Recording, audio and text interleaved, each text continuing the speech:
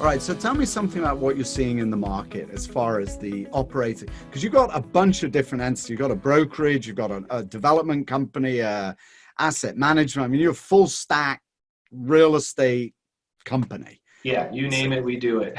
So so tell me, where are the opportunities and where are the threats to each one of those pillars that lie underneath the main corporate entity? So on the acquisition side, it's pretty obvious hotels and retail are going to be a nice buying opportunity. And it's unique and special situations. I don't think it's going to look like 2008 did, where we had years and years where people could get in and buy something relatively cheap and figure it out. The banks during that last financial crisis did a lot to create infrastructure in the financial institutions to deal with another crash.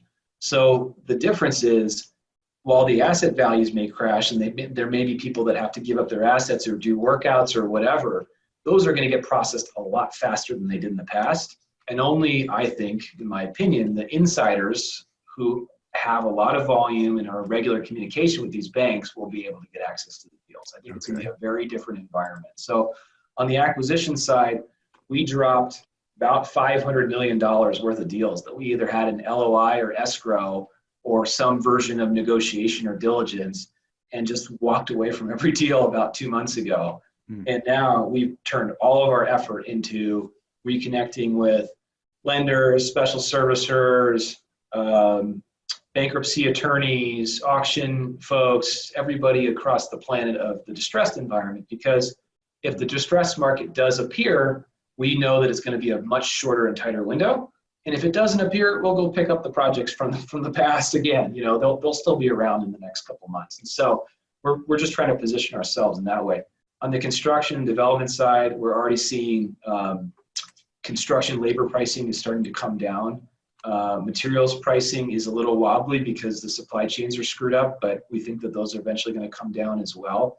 And most people are just happy and fortunate to have a job that they do right now. It's a really sad time. And so we're from an investment company standpoint, you know, we're doing all we can to help out.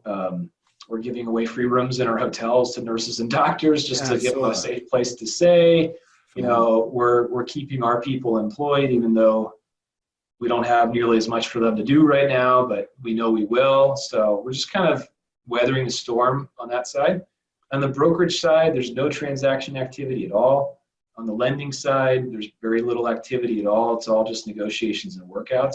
But everybody expects probably in the next couple months for the spreads to tighten, which basically means that the loan costs will come down, and the more they come down, the more real estate becomes more and more attractive, and that brings the buyers back.